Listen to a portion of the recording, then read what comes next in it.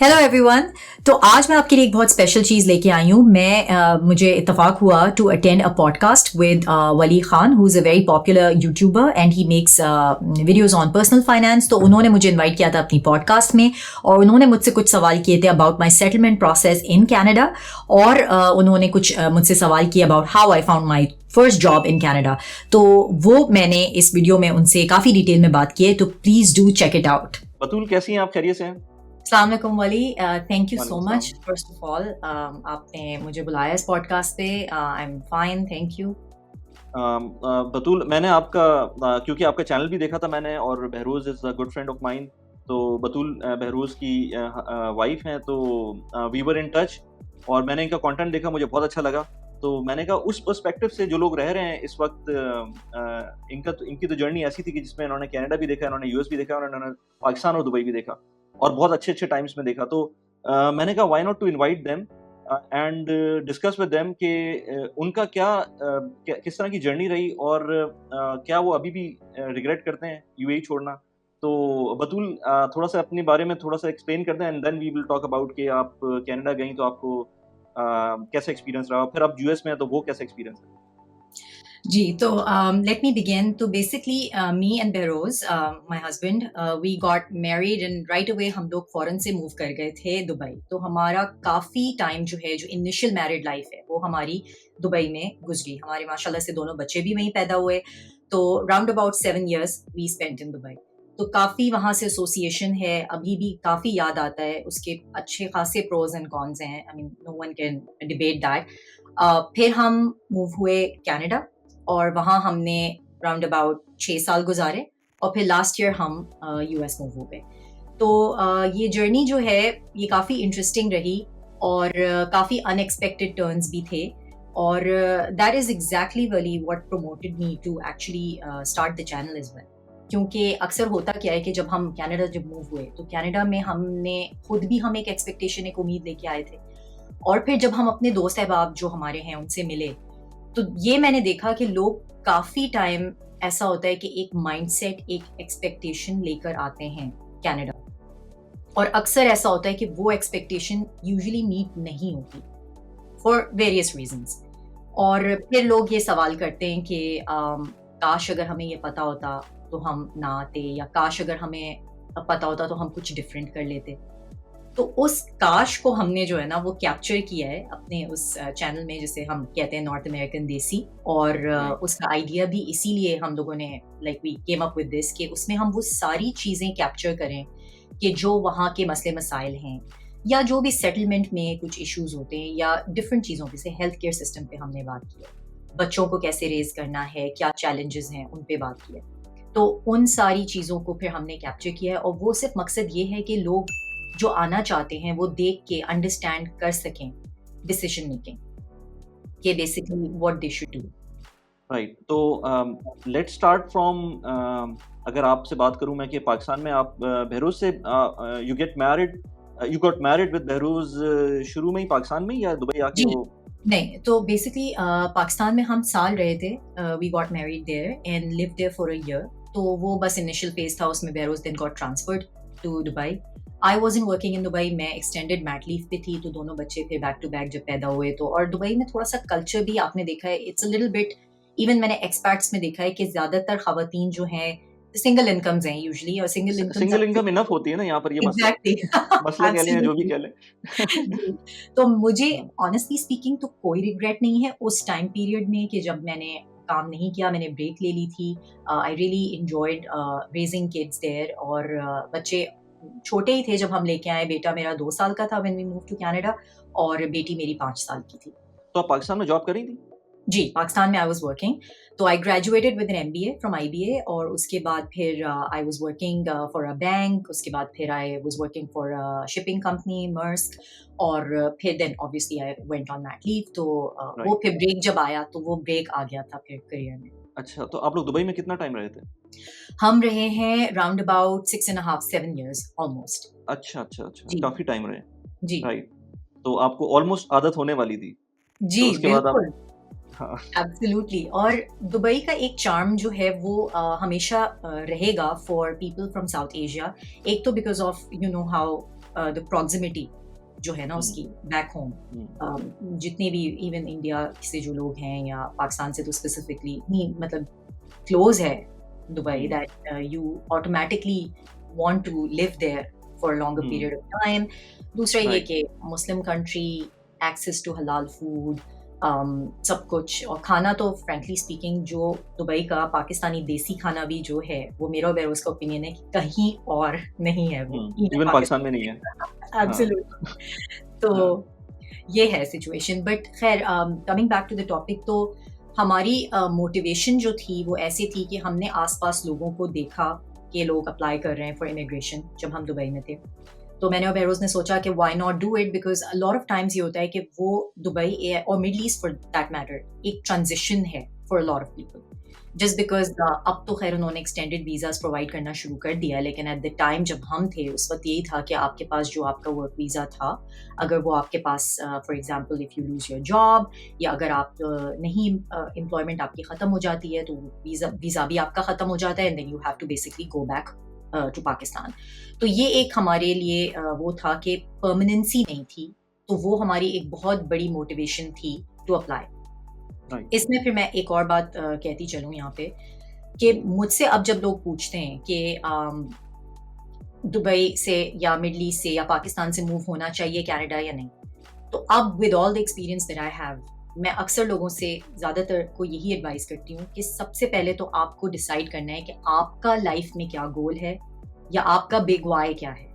क्योंकि lot of times जो ये इमिग्रेशन का जो सिलसिला है ना, उसमें हम अक्सर बेशतर सोशल मीडिया से इन्फ्लुएंस होके या अपने आसपास लोगों को देखते हैं वो अप्लाई कर रहे हैं तो चलो कर देते हैं, सिबलिंग चला गया कोई, या दोस्त चला गया तो आपको एक मोटिवेशन होती है कि यार चलो कर दें, और हमने फ्रैंकली इसी तरह किया।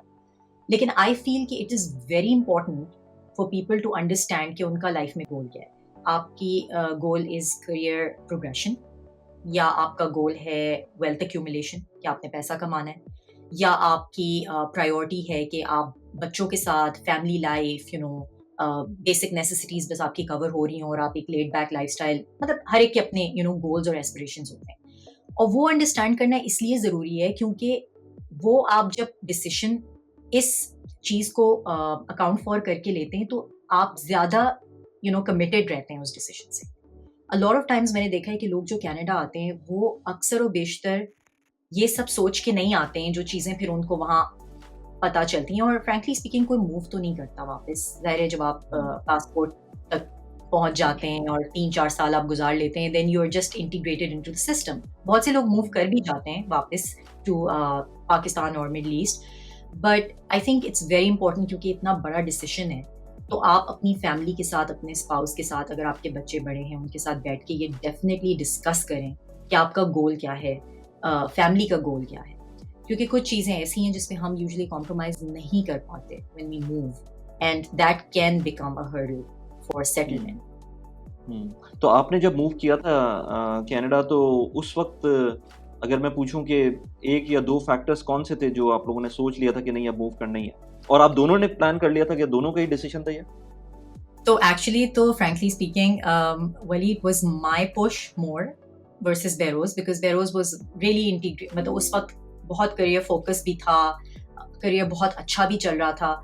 हमारे साथ थोड़ा सा इस तरह से हुआ था कि Behroz had to move to Pakistan because he got promoted and his role move to Pakistan, और वो उस वक्त हमारे पास इमिग्रेशन का जो आप कहें कि पीआर हमारे पास उसी वक्त आई थी। तो वो एक ऐसा टर्निंग पॉइंट था लकीली हमारे लिए कि मतलब ये हम डिसीजन ले सकते थे कि हमें दुबई तो छोड़ना है। लाइक एक तरह से रीजन बन ही गया था छोड़ने का कि we had to either move to Pakistan, और we could have, like Beros could have quit his job and look for something in Dubai, लेकिन क्योंकि वो ऐसा माहौल बन गया था या ऐसे circumstances बन गए थे कि it was easier to pick this choice, तो I was more inclined, और जिसे हम कहते हैं स्प्लिट अरेंजमेंट, यानी कि जो लॉन्ग डिस्टेंस हमने किया फॉर अ वाइल, जिसमें बेरोज मूव टू पाकिस्तान और मैं जो हूँ वो बच्चों के साथ कनाडा मूव हो गई थी। तो we did this for a couple of months and we figured कि इट्स अ बैड आइडिया, और उसके हम्म। बाद फिर Behroz eventually moved with us. तो तो to give the context to viewers, शायद उन्होंने पहले पॉडकास्ट ना देखी हो मेरी बहरोज के साथ, तो हमने बात की थी इस बारे में कि जी Behroz got a job in Procter and Gamble Pakistan as a CFO, जी जब वो दुबई से मूव कर रहे थे वापस। PNG में ही थे इससे पहले जी भी जी UAE में, और उससे पहले भी PNG में थे पाकिस्तान में, and then he move to Dubai, and then he move back to Pakistan as CFO। तो ऑफ कोर्स हम्म, वो करियर प्रोग्रेशन के पॉइंट ऑफ व्यू से PNG टाइप ऑफ कंपनी के अंदर एक बहुत बड़ा मूव था। एंड देन अगला जो स्टेप था वो कैनेडियन इमिग्रेशन का था, और उसके अंदर कोई ऑप्शन नहीं था कनाडा मूव करने का एज सच कि जॉब के साथ आप मूव कर रहे हो। बहुत सारे लोग होते हैं, बिल्कुल, बाय द वे, मैं जिन लोगों को देखता हूँ ना, जो जिन लोगों ने मूव किया कनाडा विदाउट जॉब और स्ट्रगल हम्म, की और उसके बाद कुछ लिया, तो वो एक अलग लेवल के ऊपर होते हैं। और कुछ लोग होते हैं जिनको बैठे बैठे यहाँ से जॉब मिलती है और जी वो वहां जाते हैं, उनका लेवल डिफरेंट होता है। उनको लगता ही, एग्जैक्ट उनको पता ही नहीं चलता कि उन्होंने किस चीज को मिस किया है, बीच में किस स्ट्रगल को मिस किया है। तो आप लोगों ने वो एब्सोल्युटली स्ट्रगल की होगी जब आप लोग मूव किए जी होंगे और आपके पास कोई जॉब नहीं होगी। बिल्कुल, तो हुआ यही था कि एक्चुअली अब मेरे पास तो करियर ब्रेक भी आ चुका था because I was on an extended mat leave, तो समझिए आप मेरे करियर में ऑलमोस्ट 5 इयर्स का गैप था from the time right. When I stopped working in Pakistan and till the time when I started जब हमने ये प्रोसेस स्टार्ट किया और मूव हुआ। तो अब उसमें ये था कि मैं जब ऑब्वियसली डिसीजन हमने यही लिया कि हम लॉन्ग डिस्टेंस करेंगे फॉर अ व्हाइल जब तक पासपोर्ट नहीं मिल जाता, एंड देन वो उस वक्त हमें लगता था कि फीजिबल है, लेकिन वो obviously it's not something we recommend as well. लोग करते हैं और बहुत से लोगों के लिए ये कामयाब भी रहा है, लेकिन हमारे लिए, हमारी फैमिली सेटअप के लिए इट वाज नॉट वर्केबल। तो फिर Behroz decided to quit and come, लेकिन उस टाइम पीरियड में ही एक्चुअली सेड कि it's a big decision usually जब आप अपनी नौकरी, इतनी अच्छी नौकरी छोड़ रहे होते हैं। तो he said to me point blank कि मैं तो नहीं आऊँगा unless you look for a job. और डिसाइड हमने यही किया था कि he was making good money, तो he could have supported me without me having to work in Canada, अगर तो वो कंटिन्यू रखते पाकिस्तान में, लेकिन ये हम कर नहीं पाए। तो फिर I had to really struggle and look for a job simultaneously looking after the kids. दोनों बच्चों के साथ अकेले हो जाता है, बिल्कुल हो जाता है, मुश्किल बिल्कुल नहीं है, क्योंकि कनाडा में लाइक आई सेड बहुत से एवेन्यूज हैं, दे सपोर्ट द इमिग्रेंट्स। और जो की चीज़ मैंने वली by the way, not that I didn't look for work, so I did try looking for work in Middle East, but the only problem I felt at the time was कि जैसे Canada में आपके पास, क्योंकि वो immigrant friendly country है, तो वो काफ़ी सारे एवेन्यूज प्रोवाइड करते हैं, जैसे एम्प्लॉयमेंट एजेंसीज हैं, एम्प्लॉयमेंट सर्विसेज हैं, जो फ्री ऑफ कॉस्ट है, क्योंकि गवर्नमेंट उनको फंडिंग देती है कि आप ज़ाहिर एक नया इमिग्रेंट ले रहे हैं, तो वो चाहती है गवर्नमेंट कि इसको जॉब मिले, तो वो उसको एवेन्यूज प्रोवाइड करते हैं for people to go access these services free of cost totally. तो वो फिर आपको ब्रिजिंग प्रोग्राम्स देते हैं, आपको अपग्रेड करते हैं आपका रेज्यूमे, आपके स्किल सेट को, कुछ आप अपनी स्किल सेट भी अपग्रेड कर सकते हैं, इंटरव्यू स्किल्स पे आपको आपके साथ काम करते हैं, जॉब प्रॉस्पेक्ट्स आपको भेजते अच्छा, हैं, ये और सब कुछ सब वो कुछ फ्री ऑफ कॉस्ट करते हैं, और बिल्कुल मैं फ्री ऑफ देखता कॉस्ट। हूँ लोगों को नहीं पता होता ये। नहीं पता होता ये, और ये चीज़ें जो हैं, ये इतनी ईज़िली एक्सेसिबल है, वो आपको एक वेलकम पैक देते हैं। Lot of times people just toss that in the bin, क्योंकि हुँ, उनको वो काफ़ी उसमें वो लिटरेचर होता है, तो उसमें सेटलमेंट से रिलेटेड काफ़ी कुछ वो आपको वेलकम पैक में प्रोवाइड करते हैं। और है तो थोड़ा-सा बैकवर्ड, आप कह सकते हैं कि पेपर आजकल उसकी क्या वैल्यू है, everything is on the phone, लेकिन ये हुँ। कि उसमें काफ़ी डॉक्यूमेंट्स होते हैं, काफ़ी चीज़ें, रिसोर्सेज़ होते हैं, जो वेलकम पैक आपको एट लैंडिंग मिलता है। तो मुझे तो बाय वर्च्यू ऑफ नेटवर्किंग ये पता चला था अबाउट कम्युनिटी एम्प्लॉयमेंट सर्विस, जिसको फिर मैंने अप्रोच किया, और उसके थ्रू फिर मैंने उनके साथ काम किया। मुझे कंसल्टेंट उन्होंने दे दिया था, जिसने कि मेरे साथ पूरा मेरे रेज्यूमे पे काम किया, and then they shared constantly, वो आपके साथ जो है वो आपको एक मेंटोर भी असाइन कर देते हैं।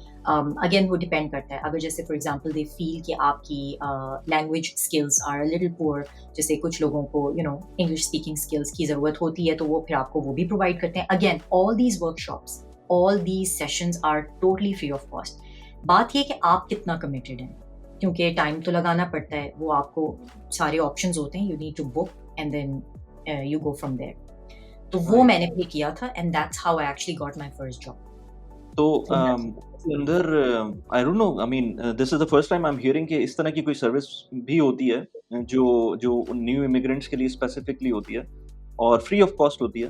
तो वो जी जो बात करते हैं कि आपको कैनेडियन एक्सपीरियंस चाहिए, तो definitely they will help you out in that hurdle, जो सबसे बड़ी हर्डल होती है वहाँ पर लोगों को, जो मैं सुनता हूँ कि आपके पास कैनेडियन एक्सपीरियंस नहीं होगा तो आपको जॉब नहीं मिलेगी। तो दे इसमें दे मैं एक हेल्प बात यू इन कर दूँ, दैट एज़ वेल? बिल्कुल। कैनेडियन एक्सपीरियंस पे मैंने इस पे एक वीडियो भी बनाई है, प्लीज़ आप जो भी देख रहे हैं वो डू चेक इट आउट कि कैनेडियन हम्म। एक्सपीरियंस स्पेशली जो लोग नए आए हैं कनाडा में और जब वो जॉब के लिए अप्लाई करते हैं या उनको इंटरव्यू के लिए जब फॉर एग्जांपल रिजेक्शन कॉल आ जाती है या उनकी एप्लीकेशन रिजेक्ट होती है तो उसमें यही लिखा होता है कि you don't have Canadian experience. तो हम्म। ये मेरे दिमाग में भी सवाल था और बहुत से लोगों के दिमाग में सवाल होता है कि जब आप नए आए हैं तो कैनेडियन एक्सपीरियंस आपके पास होगा कहाँ से, इवन फॉर दैट बिल्कुल। Initial job. तो वो जो कैनेडियन एक्सपीरियंस है ना उसको अगर आप डाइसेक्ट करें तो उसका मतलब ये होता है कि you have to integrate into the Canadian workforce by any means.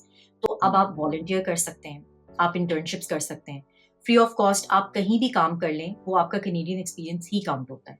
A lot of times हम जो इमिग्रेंट्स आते हैं उनमें एक झिझक होती है कि हम we can not go and do any volunteer work, क्योंकि हम क्यों बगैर किसी इनकम के काम करें, क्योंकि आदत नहीं राइट। है। राइट। बैक होम इस चीज़ का कॉन्सेप्ट भी नहीं है। लेकिन ये कि जैसे फॉर एग्जांपल पब्लिक सेक्टर में खासकर जो आपकी लाइब्रेरीज हैं या आपके गवर्नमेंट के कुछ ऑफिसेज हैं उसमें बहुत सारी वॉलंटियर अपॉर्चुनिटीज होती हैं जिसमें कि आप काम कर सकते हैं और वो फिर आप अपने रेज्यूमे पे ऐड कर सकते हैं, and that is called the Canadian work experience. Internship right. Opportunities हैं, वो सब है। और ऑब्वियसली टू योर पॉइंट कि ये जो कम्युनिटी एम्प्लॉयमेंट सर्विस है ये आपको फिर इंटीग्रेट भी करवाती है, इनके पास जॉब्स हम्म। होती हैं, आप अपना सोशल इंश्योरेंस नंबर इनको देते हैं जो कि बाय द वे हम्म। आपने किसी से शेयर नहीं करना होता है, but you can share it with them because कि जब आपको जॉब मिलती है तो गवर्नमेंट उनको फंडिंग देती है, so they hmm. Get funding as soon as you right. Are an employ right. Professional. तो ये प्रोसेस गवर्नमेंट आपके लिए उन्होंने वहाँ पे आसानी की हुई है। अगेन अब इसमें जॉब्स आपके मतलब की हो सकता है बहुत सी होती हैं, बहुत सी नहीं होती हैं, लेकिन ये I think it's very important to actually use that service to understand hmm. कि मार्केट में क्या इस वक्त चल रहा है, हम्म। डिमांड्स क्या हैं, राइट। रेज्यूमे पे हम क्या काम कर सकते हैं। दुबई में right. On the other hand जैसे फॉर एग्जांपल क्योंकि अगेन वो इमिग्रेंट कंट्री नहीं है तो वहाँ ये सर्विसेज जो हेड हंटर्स वगैरह हैं वो बिल्कुल। फिर आपको एट बिल्कुल। कॉस्ट मिलते हैं। तो हम्म। ये मुझे एक कंपैरिजन वहाँ अच्छा, से। ये इस बात पे मेरे पास 2 एग्ज़ाम्पल्स हैं। हुँ, एक तो ये कि जब भी कोई बंदा पाकिस्तान से बाहर जाता है, कोई बच्चे बाहर जाते हैं पाकिस्तान से पढ़ने जाते हैं, तो मैं जी। उनको बोलता हूँ कि इवन दो कि आपके पास कोई भी किस्म का कितने भी पैसे हों पीछे पेरेंट्स के पास, you hmm, must do any kind of job in those countries, चाहे वो यूके हो, यूएस हो, ऑस्ट्रेलिया हो, कनाडा हो, क्योंकि आप चाहे वो कैशियर बन जाएँ, आप चाहे वो इवन डिशवॉशर बन जाएँ, कुछ भी कर लें, आपको काम लाज़मी करना है वहाँ पर। क्योंकि सिर्फ़ और सिर्फ़ आपकी एजुकेशन से जो आप ले रहे हैं, जो स्टडीज़ हैं, उससे आपको वो एक्सपीरियंस मिलेगा ही नहीं, जो आपको एक जॉब देती है। अगर आपको ऑफ़िस वर्क मिल एब्सोल्युटली। जाता है, वेल एंड गुड, लेकिन हुँ, आपको हुँ, कोई भी काम मिलता है, वो करना चाहिए। एक तो ये। दूसरी एग्ज़ाम्पल मैं अभी मेरी कुछ देर पहले एक दोस्त से बात हो रही थी, वो गया था। इनफैक्ट जैसे मैं बताया कि बहुत सारे लोग जाते हैं और जाते ही जॉब मिलती है उनको, और हुँ, इनफैक्ट वो हुँ, यहीं रहते हुए उसको जॉब मिल गई थी। तो वो मेरी डोमेन में ही काम करता था टेलीकॉम के अंदर, तो हम लोग जिस डोमेन में काम करते हैं उसमें ऐसे बहुत सारे लोग मिलते हैं जिसमें आपको नॉन टेक्निकल जो स्टाफ होता है, या आप कह लें कि उसको जो कि प्योर टेक्निकल स्टाफ होता है, हुँ, उसको बहुत सारी चीज़ें नहीं पता होती हैं, और वो पाकिस्तान और जब दुबई जैसी जगह पे काम करते हैं उसके अंदर उनको कहना तो नहीं चाहिए, लेकिन they are looked down upon. तो उनको उस तरह से ट्रीट भी नहीं किया जाता, जो कि बहुत गलत चीज़ है। लेकिन अब अच्छा, वो गया यहाँ से सिमिलर काइंड ऑफ माइंडसेट के साथ हुँ, और हुँ, सिमिलर काइंड ऑफ पोजीशन पे। यहाँ वो मैनेजर था, वहाँ पर भी वो एज़ अ मैनेजर गया। अच्छा, मैंने वहाँ पर ये भी नोट किया कि वहाँ पर कोई अर्जेंसी का सिनेरियो नहीं बनता। यहाँ हुँ, पर पाकिस्तान के अंदर भी हर चीज़ अर्जेंट करनी होती है आपको, और जी। वीआईपी सिचुएशन बनी हुई होती है। अच्छा, वो वहाँ पर उसी माइंडसेट पे गया और उसने अपने परफ़ॉर्मेंस भी दिखानी थी। तो उसने अपने मैनेजर के सामने जो है वो जो उस तरह की वर्कफ़ोर्स थी, हुँ, उससे हुँ, बात कुछ इस तरह से की कि उसके मैनेजर को बुरा लगा कि तुमने ये कैसे बात की है। अच्छा, वहाँ पर वो लोग भी जो थे वो नेटिव कैनेडियंस थे, तो जी। उनको भी बुरा लगा, बाद में उन्होंने भी कंप्लेन की। तो ये रीज़न होता है कैनेडियन वर्क एक्सपीरियंस गेन आपको करने का। एक्वायर हुँ, करने का, कि जी, आपको बिल्कुल। नॉर्म्स नहीं पता होते। आपको ये चीज़ नहीं है कि वहाँ पर कोई टेक्निकल चीज़ ऐसी होगी जो आपको नहीं पता होगी। टेक्निकल हो सकता है आपको बहुत अच्छी चीज़ें पता हो, वहाँ के लोगों से बहुत ज़्यादा अच्छा पता हो। लेकिन अगर आपको नॉर्म्स नहीं पता होंगे, आपको ये नहीं पता होगा कि वो वर्क कल्चर क्या है, वर्क कल्चर क्या है, आपको वैसे ही उस कंट्री का कल्चर क्या है, तो वो अगर नहीं पता होगा तो आप वर्क के अंदर मिसहैप्स होंगे आपके साथ। और वो इतने एब्सोल्युटली। बड़े-बड़े मिसहैप्स होंगे कि आपको प्रोबब्ली वो टर्मिनेशन की तरफ भी लेके जा सकते हैं, क्योंकि वहाँ पर हुँ, एथिक्स डिफरेंट किस्म की होती हैं। तो ये बिल्कुल। मुझे मेरे दिमाग में बैठ गया था कि ये वर्क कल्चर जो है ना, आपको बेसिकली जो कैनेडियन एक्सपीरियंस है वो वर्क कल्चर की तरफ लेके जाता है। एब्सोल्युटली, और इसी से मैं रिलेटेड एक बात यहाँ पे शेयर कर लूँ, क्योंकि आपने बहुत अच्छा पॉइंट रेज़ किया कि ये जो चीज़ें हैं, ये नुआंसेस जो हैं, या जैसे फॉर एग्ज़ाम्पल ये कि कनाडा में बहुत एक पोलाइट कल्चर है, बहुत लिबरल है, and again it has its pros and cons, क्योंकि वो हर कल्चर से आने वाले लोगों को एक्सेप्ट करते हैं, हर कलर के लोगों को, हर रेस से बिलोंग करने वाले लोगों को, और अक्सर हम जैसे जो जिस आप कह सकते हैं कल्चर से आ रहे हैं, वहाँ पर अक्सर ये होता है कि हमारी, क्योंकि एक ही तरह के लोग हैं जिनमें हम पले बड़े हैं, तो हमारी जो टॉलरेंस है of a different view point या ऑफ अ डिफरेंट रेस, या वो जिस माइंडसेट से आ रहे हैं, वो कम होती है। और इसमें कोई बुरी बात नहीं है, it's just because of not getting the exposure. तो आई थिंक ये बहुत इंपॉर्टेंट है टू अंडरस्टैंड दैट। अब फॉर एग्जाम्पल जैसे मैं आपको ये कह रही थी कि यहाँ पे पोलाइटनेस में इतना ज़्यादा है कि वो आपको फीडबैक भी अक्सर प्रॉपर नहीं देंगे। जैसे कि आपने मिडल ईस्ट में या पाकिस्तान में देखा होगा कि आपको जो आपका मैनेजर है वो फीडबैक देगा, ब्लंट फीडबैक देगा। तो यहाँ पे अ लॉट ऑफ टाइम्स इंटरव्यूज में और ये मेरा और बहरोज का भी अक्सर डिस्कशन होता था कि it went so well that I thought I had the job. तो मुझे तो कोई चीज बुरी लगी नहीं उस इंटरव्यू में, लेकिन a lot of times they're just being extremely polite, so they will not let you know even with their facial expressions कि they didn't like you as a candidate।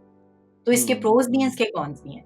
और एक और छोटी सी एग्जांपल मैं देती चलूं कि नेटवर्किंग में, फॉर एग्जांपल काम से रिलेटेड नेटवर्किंग में, मुझे जैसे फॉर एग्जांपल मेरे मेंटोर ने बताया on the community employment service कि आप किसी से भी रूट समझा जाता है कि आप किसी से ये कहें कि मुझे यार जॉब दिला दो। और हमारे कल्चर में बहुत नॉर्म है कि आप किसी से यू नो लाइक मिलें और आपसे अगर फॉर एग्जांपल फ्रेंडशिप हो जाए या दोस्ती हो जाए, या सटल है, ऐसा नहीं है कि ये कनेक्शंस के थ्रू जॉब्स होती हैं, नेटवर्किंग कहते हैं इसी को, लेकिन आपको अपने आप को शोकेस करना होता है over a period of time. आपको अपने आप को जो है उनके साथ मिल के बैठ के you have to kind of understand them and they understand you, they appreciate you, और फिर दे look at your credentials और फिर वो आपको recommend करें। That's a completely different thing versus you having to put yourself out there and say कि जी आप मेरा resume forward कर दें। तो और ये फिर नाराज हो जाएं अगर आप कुछ नहीं बिल्कुल कर पाए। बिल्कुल सही। तो बिल्कुल। आप अगर कुछ टिप्स देना चाहें किसी भी न्यू एस्पायरेंट को कि अगर वो पहुंचता है, तो first of all this thing कि कम्युनिटी जो जो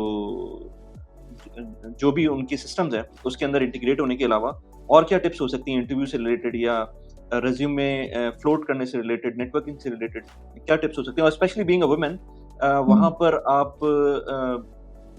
आपकी जॉब कितने दिन में लगी थी वहाँ पर, बाय द वे? तो मैं फॉर एग्जांपल हम लोग आए जैन में, मैंने कम्युनिटी एम्प्लॉयमेंट सर्विस ज्वाइन की इन फरवरी।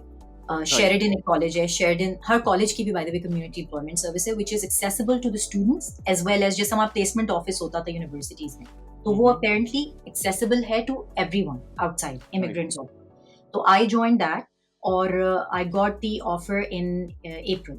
सो बेसिकली मतलब आई स्टार्टेड इन अप्रैल, तो मुझे ऑफर आ गई थी मार्च में। तो विद इन अ मंथ और टू, और may be if I would have waited I would have gotten like a better opportunity, लेकिन I jumped at the first one that I got, which wasn't the best, but I wanted to integrate myself in the system as soon as possible। तो लेकिन वो जो community service में आप थी उस time पर you were not paid during that time? नहीं, तो कम्युनिटी एम्प्लॉयमेंट सर्विस ऐसे होती है, थोड़ा सा मैं आपको एक्सप्लेन कर दूं। जैसे for example I go to a community employment service, मैं उनके पास जाती हूँ, मैं अपना बैकग्राउंड देती हूँ, एक इंट्रो होता है, वो पहले मेरे ऑब्वियसली सारा मेरा बैकग्राउंड सुनते हैं, देखते हैं कि मैं कहाँ से हूँ, क्या हूँ, रेज्यूमे जो भी मेरा रेज्यूमे उस वक्त है मैं उनसे शेयर करती हूँ।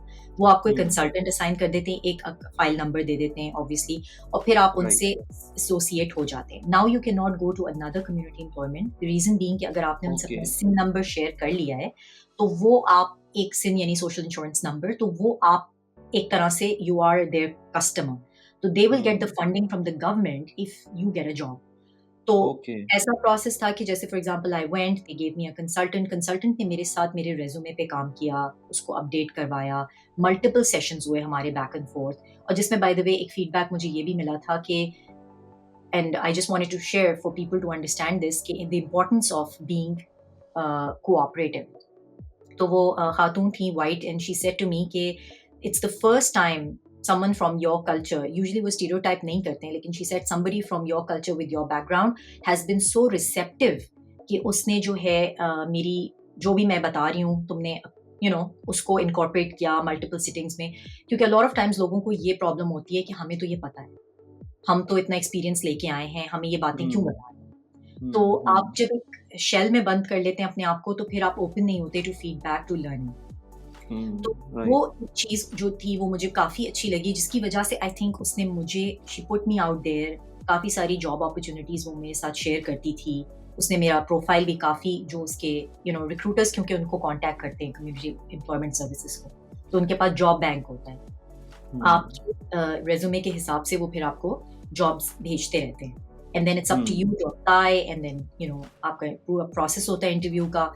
तो ये इसका तरीका होता है। अक्सर तो ये होता है आपकी जो टेक्निकल स्किल्स होती हैं, आपकी जो वैसे इंटरपर्सनल स्किल्स होती हैं, उसकी बेसिस पे जॉब्स आपको ऑफर करते हैं, या वो कोई किसी भी किस्म की जॉब जो मिलेगी वो आपको मिल जाएगी?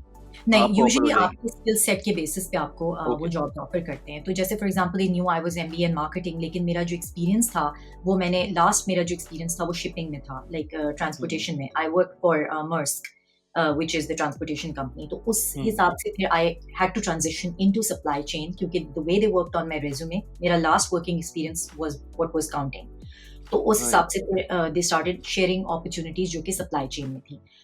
Even though I didn't want it to, लेकिन उसने फिर कहा कि फिर avenues वो आपको बताते हैं, या तो you upgrade yourself, you go get another masters, आप पढ़ाई कर लें, जिसके लिए again loans भी available हैं for newcomers.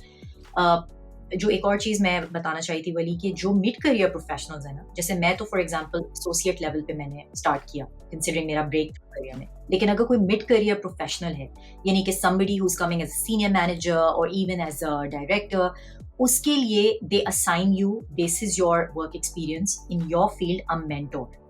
तो अब जैसे फॉर एग्जांपल मुझे जॉब मिल गई थी, I could actually apply to the community employment service as a mentor.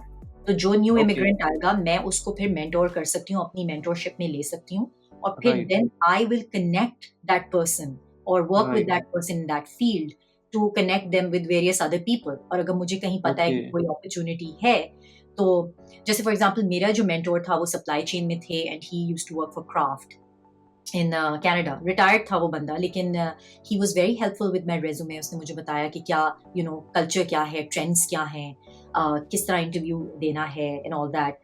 फिर उसने मुझे कनेक्ट करवाया विद समवन इन पेप्सी जो कि उसकी कॉलीग थी, वहाँ हुआ नहीं, बट बात ये है कि this is how you basically integrate into the system.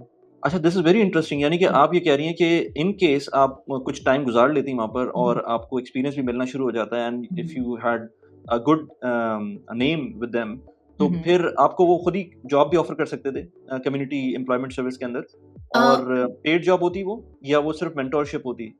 So community employment service तो बेसिकली एक ऐसी चीज़ है कि जिसमें कंसल्टेंट्स बैठे हैं जो आपको सिर्फ ट्रेन कर रहे हैं। अगर फॉर एग्जांपल आप HR में हैं, या अगर आप ट्रेनिंग एंड डेवलपमेंट में हैं, so definitely you could integrate and they could offer you a job right away if they feel कि स्किल सेट है और उनके पास कोई अपॉर्चुनिटी है। लेकिन ये बेसिकली ऐसा है जैसे हेड हंटर्स हैं, आप समझिए ये गवर्नमेंट के बेस्ड हेड हंटर्स हैं जिनको गवर्नमेंट की फंडिंग मिल रही है, और उनके पास डिफरेंट बैंक्स, डिफरेंट कंपनीज उनको अप्रोच करती हैं, क्योंकि उनको पता है इमिग्रेंट्स आ रहे हैं और इनके पास एक पूल ऑफ इमिग्रेंट्स हैं which has talented people, skills हैं उनके पास डिफरेंट, तो वो फिर इस तरह आपको जॉब्स जो है वो आपकी फील्ड से रिलेटेड देते हैं। अगेन कुछ आपको ऐसी अपॉर्चुनिटीज मिलेंगी वाली जो कि बिल्कुल रेलिवेंट नहीं है, जो आपको लगेगा कि why am I getting this job opportunity being sent to me, लेकिन आई स्टिल रेकमेंड कि people should go seek and give an interview. उससे ये होता है कि आपकी स्किल्स एक तो डेवलप होती हैं इंटरव्यूज की, दूसरा ये it's a foot in the door.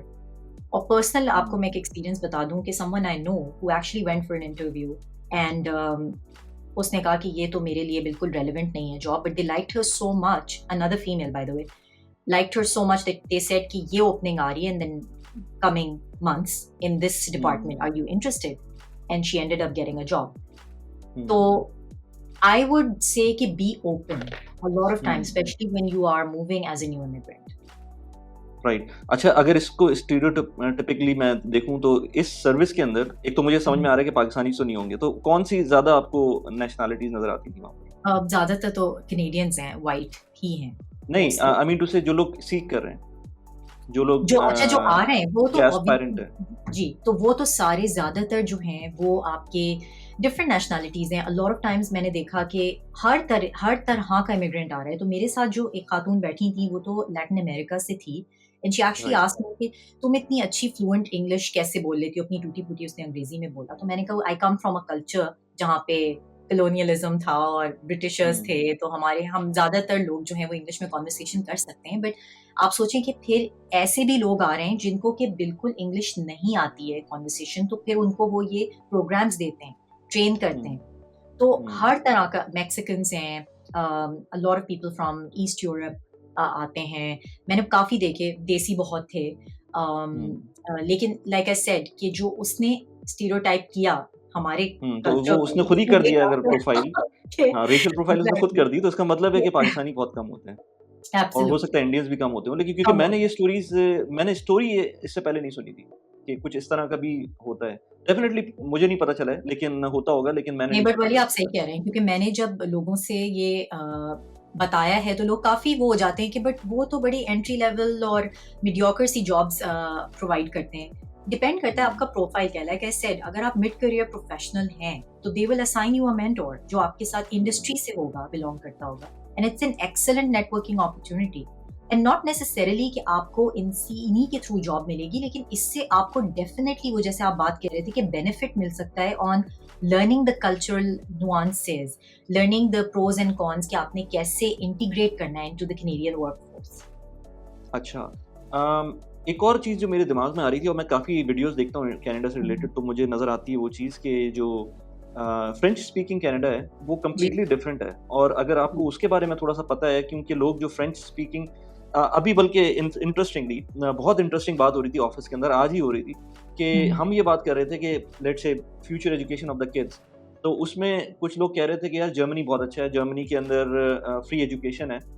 तो एक साहब ने बोला कि यार लेकिन मसला ये है कि वहाँ पर जर्मन लैंग्वेज का प्रॉब्लम है। मैंने कहा नहीं यार, on the education level, studies level आपको इंग्लिश में स्टडीज़ होती है, उसके बाद जर्मन लैंग्वेज का प्रॉब्लम आ सकता है, क्योंकि ज़ाहिर-सी बात है, आप एक कंट्री के अंदर तो उसकी लैंग्वेज तो सीखनी पड़ेगी, अगर आपको वहाँ जॉब करनी है।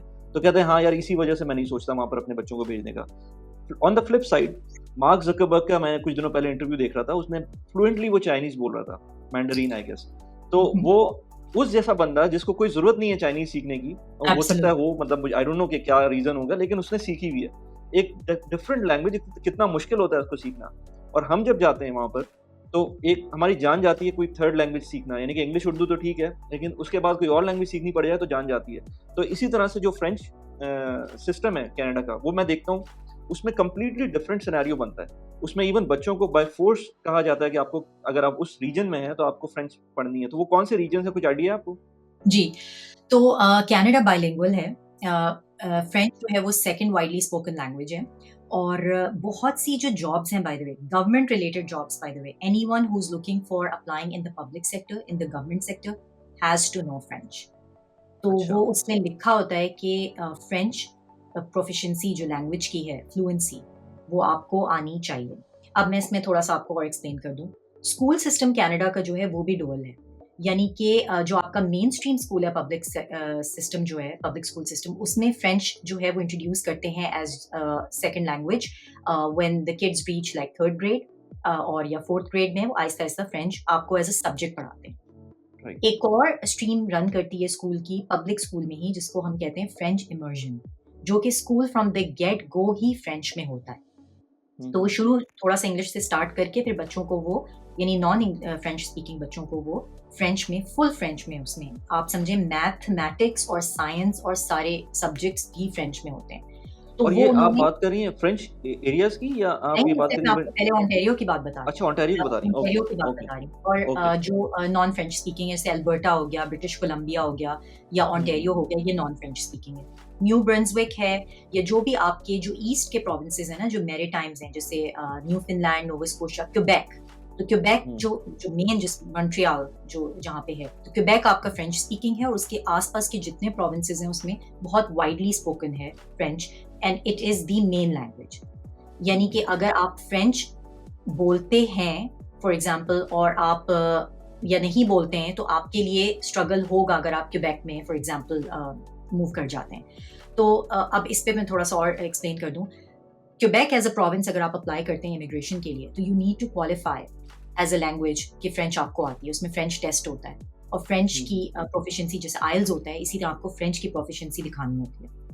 अब बेसिक फ्रेंच तो सब सीख के एग्जाम वो दे देते हैं, लेकिन आप सोचें गवर्नमेंट आपको किस तरह सपोर्ट करती है कि I knew somebody who moved to Quebec, Pakistani banker, he was getting $700 from the government to learn the language। तो गवर्नमेंट आपको फ्रेंच जो वहाँ की जो गवर्नमेंट है क्यूबेक की, वो आपको एक्चुअली सपोर्ट भी करती है अगर आप ये कहते हैं कि I need to upgrade my skills because मुझे तो सिर्फ बेसिक फ्रेंच आती है। तो I'm कटिंग यू हियर, लेकिन मैंने तो इवन सुना है कि गवर्नमेंट इस लेवल पे सपोर्ट करती है कि बीइंग एन इंटरनेशनल स्टूडेंट अगर आपको सीखनी है उस रीजन के अंदर जी फ्रेंच, तो वो जी भी आपको सपोर्ट करती है। जी, ये फॉर श्योर ऐसे ही है। तो अगर फॉर एग्जांपल आप वहाँ मूव कर जाते हैं तो वहाँ अगर आप क्यूबेक ही में मूव किए हैं तो then school system is totally in French because वो अपनी लैंग्वेज को लेके काफ़ी सीरियस है दैट प्रोविंस इटसेल्फ। और थोड़ा सा पॉलिटिकल भी है ये कि they wanted to be a separate आप कह सकते हैं एंटिटी, और उसकी वजह फ्रॉम से वो कनाडा। एग्जैक्टली तो वो फ्रेंच को ऐसे ट्रीट करते हैं कि मतलब that is their main language. तो इवन दो अगर किसी को इंग्लिश आती भी है तो वो प्रेफर करेगा कि वो आपसे फ्रेंच ही में बात करे और इंग्लिश में नहीं बात करे। राइट। तो इस लेवल की उनकी इंटीग्रेशन है। लेकिन again like I said they very open to people who are coming in as students and to give them free of cost courses, और इंटीग्रेट करना कोई इतना मुश्किल नहीं अगर आप एक लैंग्वेज और सीख लेते हैं। दूसरा ये कि गवर्नमेंट के जो कुछ ऑफिसेज हैं उसमें फॉर एग्जांपल ऑटवा में तो वो तो आपको you need to know French, you need to be bilingual जैसे मैंने पहले मेंशन किया। तो I think bilingualism is a very big thing in Canada. Pakistan से आते हुए हम उस चीज़ को इतना मतलब एडमायर नहीं करते, क्योंकि हम उर्दू इंग्लिश दोनों लैंग्वेजेस सीख चुके होते हैं by the age, let's say कोई भी बच्चे होते हैं उनको नॉर्मली जो नॉर्मल स्कूलिंग में जाते हैं अपार्ट फ्रॉम गवर्नमेंट स्कूल्स, तो वो लोग नॉर्मली इंग्लिश सीख लेते हैं। तो वो बड़ी चीज़ होती है बायलिंगुअल बच्चों को रेज़ करना, और कनाडा में भी इसी वजह से ये बहुत ज़्यादा इम्पैक्ट डालती है चीज़ें। और तीसरी लैंग्वेज किसी को आती है तो वो और ज़्यादा, कोई भी लैंग्वेज हो, इट्स नॉट ओनली बिल्कुल फ्रेंच इंग्लिश, कोई भी लैंग्वेज हो, अगर आप 2 लैंग्वेज 3 लैंग्वेजेस के साथ आगे बढ़ रहे हैं तो वो बहुत ज़्यादा इम्पैक्ट क्रिएट करती है।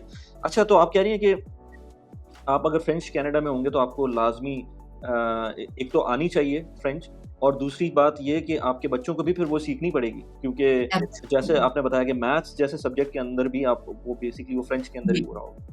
तो एक स्ट्रगल जो पेरेंट्स को, इस पे भी मैंने वीडियो बनाई है बाय द वे, एक पेरेंट्स को जो यहाँ पे जो ऑन्टेरियो भी मूव करते हैं वो चाहते हैं जैसे फॉर एग्जांपल कि चलो जॉब प्रॉस्पेक्ट्स बच्चों के अच्छे हो जाएं तो हम इनको फुली फ्रेंच इमर्जन स्कूल्स में डाल दें। तो एक ये चैलेंज होता है। द रीज़न अगर आप मुझसे पूछें तो मैंने अपने बच्चों को इसलिए नहीं डाला था फ्रेंच इमर्जन में क्योंकि फ्रेंच उन्होंने इवेंचुअली सीख ही लेनी थी वहाँ पर एज अ सेकेंड लैंग्वेज। लेकिन I just felt that as a parent again मेरी थोड़ी सी वो देसी मेंटालिटी भी है कि मुझे इन्वॉल्व होना होता है कि बच्चे होमवर्क में क्या कर रहे हैं, और अगर मुझे वो लैंग्वेज नहीं आती तो मेरे लिए वो बहुत एक बिल्कुल, हर्डल बिल्कुल, था। बिल्कुल, लेकिन बिल्कुल। अगर आप ये जाके किसी टीचर्स से वहाँ पे फ्रेंच इमर्जन स्कूल में पूछें तो वो ये कहते हैं कि इट इज़ सो ईजी कि उसमें पेरेंट्स की इन्वॉल्वमेंट एज सच उनको ज़रूरत पड़ती नहीं है क्योंकि बच्चे इतना वो बच्चों को इंडिपेंडेंट बना देते हैं in the language itself that they can work through it. तो तो ऐसा नहीं है कि बच्चों को इंग्लिश नहीं आती, इंग्लिश एज अ सब्जेक्ट तो वो पढ़ते ही हैं, बट ये कि फ्रेंच फुल वो फिर फ्लुएंट हो जाते हैं। अच्छा, ये तो लेट्स से पॉजिटिव्स जो अभी तक हमने बात की हैं, लेकिन जो अब हुँ, सबसे बड़ा मसला आजकल जो लोगों को आ रहा है, वो जो वोकिज़्म का कल्चर है वहाँ पर। जी, और इवन अभी मैं जिस गैदरिंग की बात कर रहा था जिसमें उन्होंने बताया था कि जर्मनी के अंदर वो जर्मनी में तो नहीं किया था उन्होंने, यूएस में किया था, लेकिन जब वो कर रहे थे तो हर तरह की सेक्स उनके सामने आ रही थी, मेल, फीमेल, ट्रांसजेंडर, हर किस्म की कह रही थी, वो मेरे सामने नज़र आ रही थी मुझको सारी की सारी, मुझे जी, समझ नहीं आ रहा था कि मैं क्या उसके अंदर सेलेक्ट करूँ। तो ये और रिसेंटली मैंने देखा है कि ये बहुत ज़्यादा होना बहुत शुरू हुआ है। ज़्यादा होता है। जी, पहले नहीं होता था, जितना मुझे याद है इस तरह का नहीं सिनेरियो बनता था, ये रिसेंटली हुआ है। तो ये जो जो लोग वहाँ से, मैं बहुत सारे लोगों को जानता हूँ जो यूके से दुबई मूव किए हैं वापस, और कनाडा से वापस मूव किए हैं, क्योंकि उनको फ़ील होता है कि वो कुछ ओवरवेलमिंग सिनेरियो बन गया था। तो ये आपको लगता है कि ये बहुत बड़ा इश्यू है, जी, ख़ास तौर तो पे कनाडा इससे में? क्योंकि आप तो अब एब्सोल्यूट यूएस मूव कर गई हैं, वो यूएस पे जी, आते हैं, लेकिन आप तो कनाडा की जी। बात करें अगर हम। तो वली ये एक चीज़ मैं यहाँ पे क्लियर कर दूँ, ये इसलिए भी है क्योंकि कनाडा एक बहुत लिबरल सोसाइटी है ओवरऑल। नॉर्थ अमेरिका में अगर आप देखें तो कंपेयर टू यूएस बहुत कंजर्वेटिव है, अ लॉट ऑफ मिड स्टेट्स जैसे हैं, लिबरल भी है बट ज्यादातर जो मिड स्टेट्स वाला एरिया है वो तो काफी कंजर्वेटिव है। Canada on the other hand इस वक्त क्योंकि गवर्नमेंट भी जो ट्रूडो की है, दे आर एक्सट्रीमली आप कह सकते हैं लिबरल इन देयर पॉलिसीज और liberal in the sense of their views. तो उसमें ये हो रहा है कि स्कूल्स में भी ये बातें बहुत ओपनली की जा रही हैं, एलजीबीटीक्यू के बारे में, जेंडर डाइवर्सिटी के बारे में।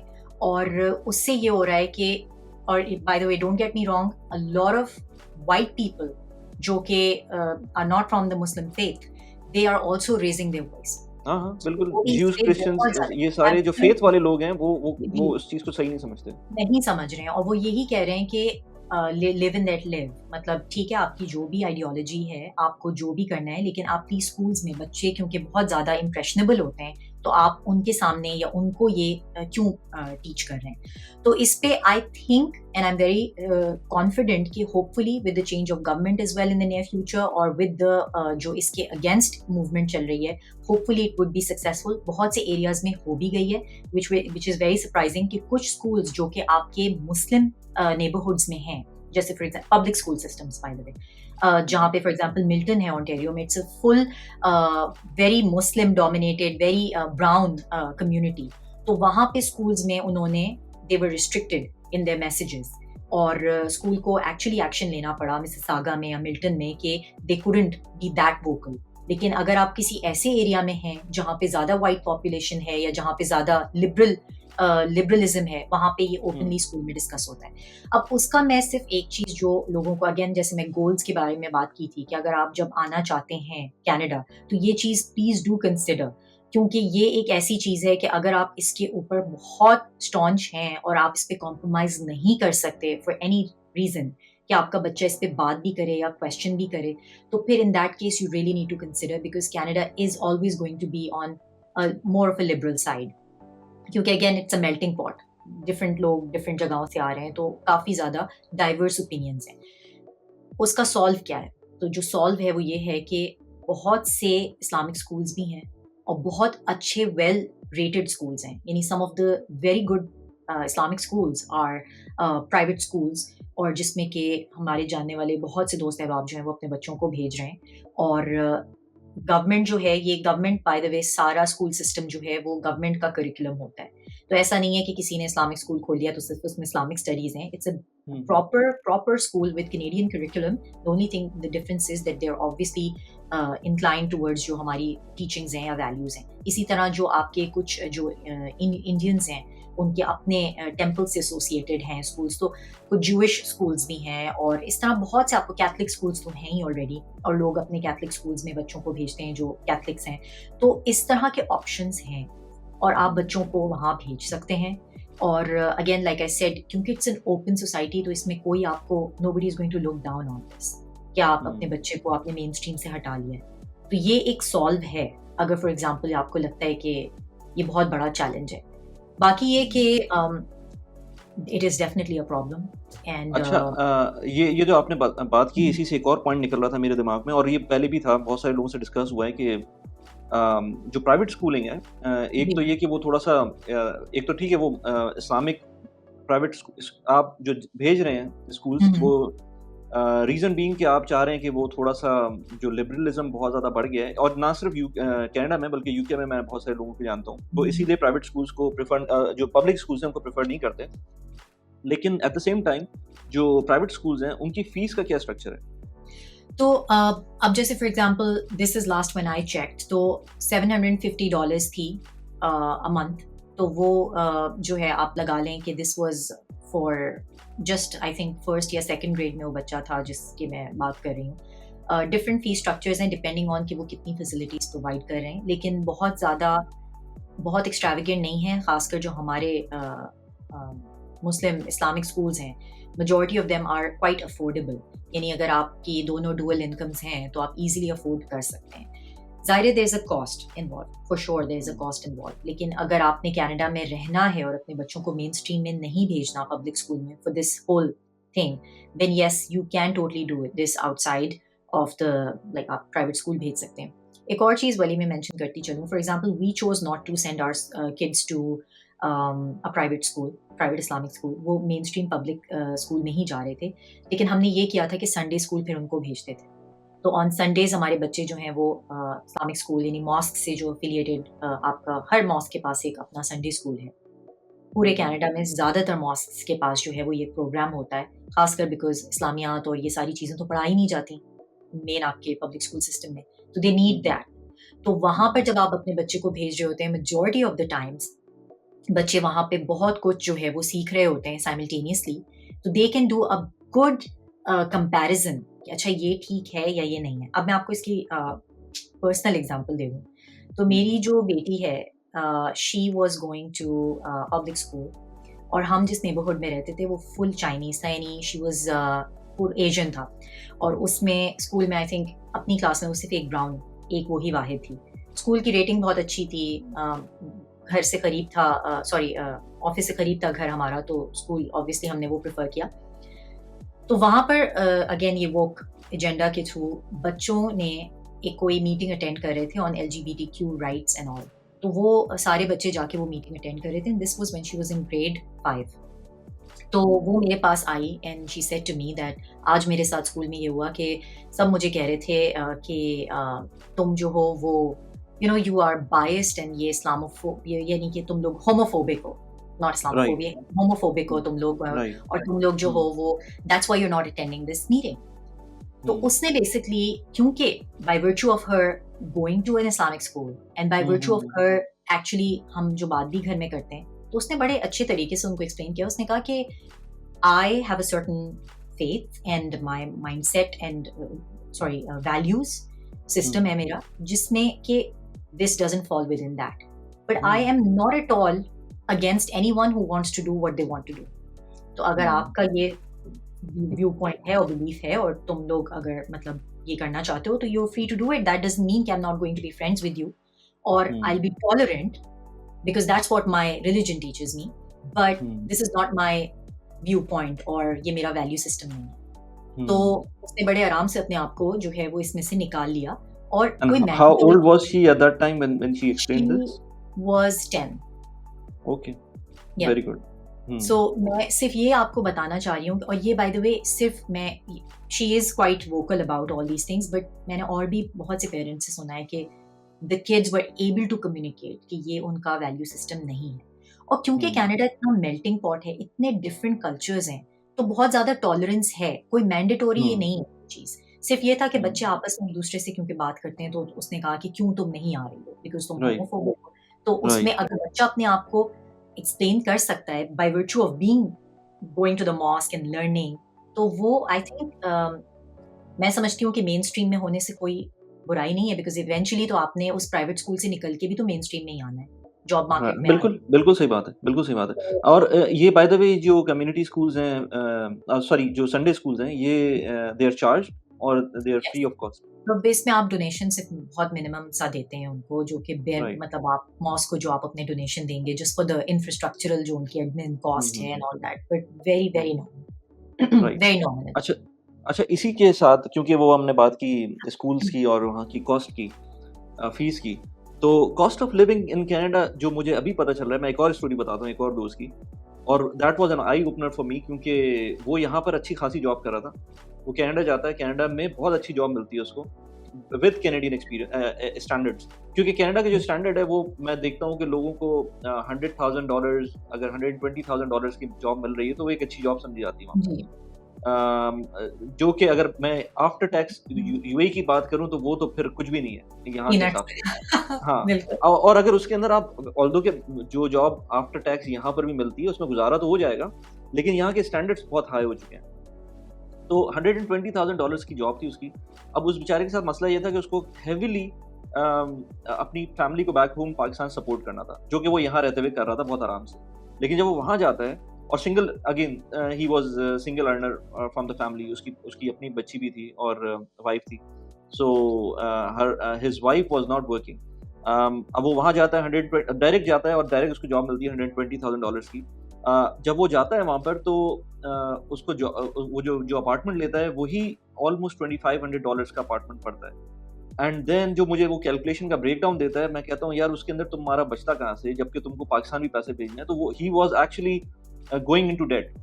और फिर उसने मुझे बाद में उसने बताया, डाउन द लाइन जब वो वहाँ पहुँचा, तकरीबन 6 महीने गुज़ारे, जब उसको लगा कि नहीं गुज़ारा हो सकता, तो उसने वीकेंड्स पे उबर चलाई and he was doing a white collar job. Proper job कर रहा था, अच्छी जॉब कर रहा था, और उसके बाद नहीं पूरा हो रहा था पाकिस्तान पैसे, क्योंकि जब आप वहाँ रहते हैं, सब कुछ वहाँ का सिस्टम बना हुआ है, तो फिर तो ठीक है, फिर सब कुछ चल जाएगा। लेकिन अगर आप बैक होम पाकिस्तान पैसे भेज रहे हैं, फिर मुश्किल हो जाता है, और वो भी ज़्यादा पैसे भेज रहा था। तो he was trying to make ends meet by by Uber। लेकिन Uber में भी ज़ाहिर सी बात है, ऐसा तो नहीं होता कि आप जब चाहें नहीं, स्टार्ट कर दें, और फिर उसमें बिल्कुल आपको नहीं। टाइम देना पड़ता है। आप टाइम नहीं देंगे, वो 8 घंटे की जॉब, आई मीन 8 घंटे की वो शिफ्ट लगाता था, तो उसके अंदर उसके पैसे उस तरह से नहीं बन रहे थे, खर्चा ज़्यादा हो रहा था। तो उसने वो छोड़ दिया। उसने मुझे बताया कि यार एटलीस्ट 12 आवर्स मैं चलाऊँगा ना, तो फिर वो मुझे कुछ पैसे देगी अच्छे वाले। और वो ज़ाहिर सी बात है 1 या मैक्सिमम 2 दिन चला सकता है, बाकी दिन तो उसकी जॉब होगी। तो फिर बिल्कुल। मुझे पता चला कि यार जो कॉस्ट ऑफ लिविंग है, वो भी अगेन जो भी बंदा यहाँ से जा रहा है, उसको दिमाग में होना चाहिए कि जो कॉस्ट ऑफ, एब्सोल्युटली। और सिंगल अर्नर के लिए, तो आप उसके बारे में क्या कहेंगी कॉस्ट ऑफ लिविंग के बारे में? और खास तौर पे तो अब जबकि इतना एक्सपेंसिव हो गया है, आप तो जी, शायद थोड़ा-सा पहले आ गई थी, अब तो बहुत एक्सपेंसिव हो गया। बहुत ज़्यादा। कोविड के बाद तो वलीद हैज़ स्काई रॉकेटेड, ग्रोसरी की प्राइसेज़, हाउसिंग मार्केट भी ऊपर-नीचे हमेशा कनाडा की रहती है, और हाउसिंग वैसे ही कनाडा में एक्सट्रीमली एक्सपेंसिव है फॉर सम रीज़न। और उसका रीज़न एक तो ये भी है कि I am sure you know this better than I do, कि बहुत ज़्यादा फॉरेन इन्वेस्टमेंट है। हुँ, यानी कि जो लोग इमिग्रेंट्स हैं ना, वो आपके खासकर जो आपके हांगकांग और चाइना, जो एशिया से बहुत सी इन्वेस्टमेंट है वहाँ, जो उन्होंने लोगों ने घर खरीद के, और वो बड़े आराम से वो लोग तो ले सकते हैं बिकॉज ऑफ द फैक्ट कि वहाँ प्रॉपर्टी प्राइसेस बहुत हाई हैं और भी हुँ, ज़्यादा। तो when they sell their little tiny apartment in Hong Kong, they're able to hmm, afford $1 million home in hmm, Canada। तो उसमें राइट, ये हुआ है कि बहुत से लोगों ने प्रॉपर्टी खरीद ली है, उससे वो जैकअप कर जाती है प्राइस बिकॉज डिमांड ऊपर चली जाती है, इतनी सप्लाई राइट, नहीं है, और राइट, उस वजह से प्रॉपर्टी प्राइसेस बहुत हाई हैं। अब खैर, coming back to your question, तो cost of living is very high, and this is exactly what I tell people जो कि मिडिल ईस्ट से खासकर आ रहे हैं, कि ये दिमाग में रखें कि जो आपको वहां पे बेनिफिट है, वो अगर wealth accumulation is your goal, you would not be able to do it. Hmm, लेकिन फिर उसके अब मैं थोड़े से आपको प्रोज भी बता दूं। तो अगर फॉर एग्जांपल आप ये देखें कि हेल्थ केयर वो आपकी फ्री है, एजुकेशन आपकी बच्चों की फ्री है, तो बच्चे आपके, सबके बच्चे majority of the times are going to public school system. अगर आपने प्राइवेट स्कूल में भेजना है और आप अफोर्ड कर सकते हैं, वेल एंड गुड, लेकिन it is free, public hmm, school and health care, तो वो चीजें फ्री हो हुँ, गई। अब वो कहीं से तो कॉम्पेंसेट होगा because it's a country which runs on social security and all that, तो वो टैक्स हुँ, फिर हुँ, आपका हाई है। तो जो टैक्स है ना, that basically takes a chunk of your salary, and that's how the system works. लेकिन उसका हुँ, फिर एक और चीज़ ये भी है कि अगर फॉर एग्जांपल मैं और आप हैं, और आप जो हैं वो लेट्स से 200,000 आपकी सैलरी है और मेरी 120,000 है, लेकिन जो आपका टैक्स ब्रैकेट क्योंकि बढ़ जाता है, तो मोर और लेस मेरा और आपका जो स्टैंडर्ड है लिविंग का, वो वो 19-20 ऑलमोस्ट सेम आ होगा। जाता है। हुँ, हुँ, एग्जैक्टली। तो ये चीज़ है। अगेन, लेकिन कॉस्ट ऑफ लिविंग मैं इसलिए भी कहूंगी कि लग्जरी आपको नहीं मिलेगी। So just um, leave that thing out of your mind when you are coming to Canada. उसमें अगर आप अपने सी रीजन कर सकते हैं कि मुझे एक अच्छा लाइफस्टाइल चाहिए, basically north American lifestyle, passport चाहिए, और हेल्थ केयर फ्री चाहिए, और एजुकेशन फ्री चाहिए बच्चों की, and then I can have a laid back retirement, and 4 seasons में देख लूँ, ब्यूटी इंजॉय कर लूँ, डेजर्ट से निकल हुँ, आऊँ। ये चीज़ें अगर आप अपने दिमाग में बिठाएं और मूव करें, तो दैट्स फाइन। लेकिन अगर hmm, wealth accumulation is your goal, then you are not in the right place. फिर yes, hmm, US is another market जहां आप, यू कैन से कि आप कर सकते हैं, लेकिन अगेन वो कंपैरिजन है कि वही आपको जॉब उस लेवल की मिलती है नहीं मिलती जो आप मिडिल ईस्ट में कर सकते हैं। फॉर एग्जांपल, अब Saudi Arabia is coming up booming, तो हुँ। वो सारे फैक्टर्स हैं। बिल्कुल ऐसे ही है, लेकिन उसमें एक पॉइंट ये भी है कि जो लोग वाक़ई वेल्थ एक्यूमुलेट करना चाहते हैं और उनको ये समझ में नहीं आती बात, क्योंकि मैं जब से मैंने यूट्यूब स्टार्ट किया, तो मुझको इसके एवेन्यूज़ नज़र आना शुरू हुए। और यहाँ पर ऐसे-ऐसे मल्टी मिलियन डॉलर्स के जो रेवेन्यूज़ वाले यूट्यूबर्स हैं, जो पाकिस्तानी भी हो सकते हैं, पता नहीं होंगे नहीं होंगे, लेकिन ये कि मुझे पता है कुछ लोगों को मैं जानता हूँ जो यूके से हैं। तो जी। वो, और बहुत सारे लोग मूव किया है, बहुत सारे लोगों ने यूएस से और यूके से यूएई, और ना सिर्फ यूट्यूब डोमेन के अंदर, बल्कि फ्रीलांसिंग डोमेन के अंदर, क्योंकि फिर उसमें आपके पास जो एवेन्यूज होते हैं वो बहुत बढ़ जाते हैं। और जो ये कंट्रीज हैं, कनाडा हो गया, यूके हो गया, ये आपको टैक्स करते हैं और ये आपको सही तरीके से टैक्स करते हैं। और इवन दो एब्सोल्युटली, कि आपके बिजनेसेस के अंदर भी, क्योंकि आप लूप होल्स निकाल लेते हैं बिजनेस के अंदर, लेकिन फिर भी वो टैक्स होता है। तो उस केस में आपके लिए Dubai is the best place, कि अगर आपको एब्सोल्युटली। जॉब में नहीं जाना और आपको अपने टैक्सेस बचाने हैं, तो फिर नथिंग लाइक दुबई। तो फिर वो लोग यहाँ पर रहते हैं। तो वो कुछ लोगों के लिए है, लेकिन जाहिर सी बात है ज़्यादातर लोग अगर सैलरी क्लास की बात करें, तो उनके लिए वही बेहतर है कि फिर अगर आपको बहुत अच्छे पैसे चाहिए, तो वो फिर आप दुबई आ जाएँ। अदरवाइज़ लेड बैक एनवायरनमेंट है, सब कुछ सही चल रहा है। एक चीज़ के ऊपर मैं आऊँगा ज़रूर, हुँ, मैं अक्सर अपनी वाइफ से बात करता हूँ इस बारे में। जो हेल्थ केयर की आपने बात की थी, तो जी। इज़ इट रियली दैट रोज़ी पिक्चर जो लोग बात करते हैं, या उसमें इश्यूज़ हैं? Well, again, I'm going to say कि do if you get a chance, but viewers को मैं कहूँगी कि please do watch my video जो मैंने हेल्थ केयर पे बनाई है। अच्छा, काफ़ी मुझे मैंने नहीं उसको पता उसने बनाई डेवलप आपने। किया है। अच्छा, जी, अच्छा, तो अच्छा। मैंने इस पे भी बनाई थी बिकॉज़ ये बहुत एक इम्पोर्टेंट टॉपिक है, बहुत लोग पूछते हैं इस पे के और एक एक्सपेक्टेशन लेके भी आते हैं। तो हेल्थ केयर सिस्टम थोड़ा-सा कॉम्प्लिकेटेड है कनाडा का। Hmm, it is free of cost, लेकिन उसमें फ्लेक्सिबिलिटी नहीं है। अब ये मैं आपको हुँ, थोड़ा-सा अगेन एक्सप्लेन कर दूँ। जैसे जब हम इंडिया, पाकिस्तान या हम मिडल ईस्ट में होते हैं, तो हमारे पास ऑप्शन होता है कि हम जिस डॉक्टर के पास भी जाना चाहें, जा सकते हैं। वो स्पेशलिस्ट, कार्डियोलॉजिस्ट, ऑर्थोपेडिक सर्जन, जिसके पास भी नॉट सर्जन बट ऑर्थोपेडिक जो स्पेशलिस्ट हैं, उनके पास आप ईज़िली जा सकते हैं, right? You secure an appointment, बिल्कुल। इंश्योरेंस आपकी पे कर देगी and you can go. Canada में on the other hand because it's publicly funded, private sector है ही नहीं। यानी प्राइवेट आपको डॉक्टर या प्रैक्टिसेज़ बहुत रेयर आपको मिलेंगे। तो यूजुअली पब्लिक सेक्टर ही इतना अमेजिंग है, यानी कि एक डॉक्टर के लिए they so well paid that they don't even think of, और गवर्नमेंट उसको फैसिलिटेट भी नहीं करता कि कोई प्राइवेट प्रैक्टिस शुरू कर दे। तो होता क्या है कि आप एक के पास एक प्राइमरी डॉक्टर होता है, जो हमें जैसे जीपी जिसे हम कहते हैं, प्राइमरी फिजिशियन होता है। वो आपका एक फैमिली डॉक्टर होता है। हर किसी का यही सेटअप है। वो फैमिली डॉक्टर के पास आप जाते हैं फॉर एवरीथिंग, सर दर्द से लेके जो भी आपकी एलिमेंट है।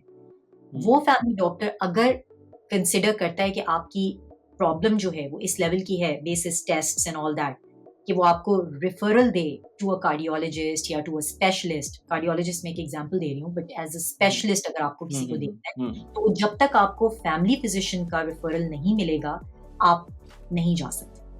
राइट। तो ये एक फ्लेक्सिबिलिटी के पॉइंट ऑफ व्यू से बहुत हमें, क्योंकि हमें तो चॉइस है ना, हम तो पाकिस्तान में भी और दुबई में भी वी हैड अ चॉइस। हम एक डॉक्टर नहीं पसंद आया, हम दूसरे डॉक्टर के पास चले गए, और हम वो फ्लेक्सिबिलिटी जो है वो यहाँ हम मिस करते हैं कि आप अपने रिलायंट होते हैं टोटली अपने फैमिली डॉक्टर पे। You can switch the family doctor for sure, लेकिन फैमिली डॉक्टर ही आपको रेफरल देता है to be seen by the next level which is your specialist.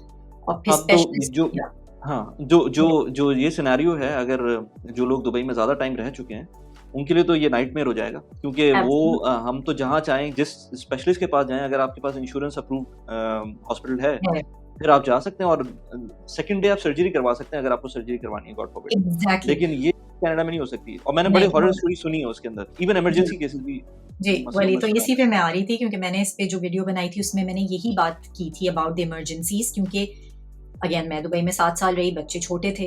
तो बिलीव इट और नॉट, अगर थोड़ा-सा भी लिटरली अगर आयरा या किहान मेरे जो दोनों बच्चे हैं, उनमें से किसी का भी बुखार अगर ओवर 101 ईयर हो जाता था ना, तो मैं I would right away rush to the emergency. Saudi German में आई वुड गेट, और that is by the way very mediocre hospital, and I um, would get seen right away.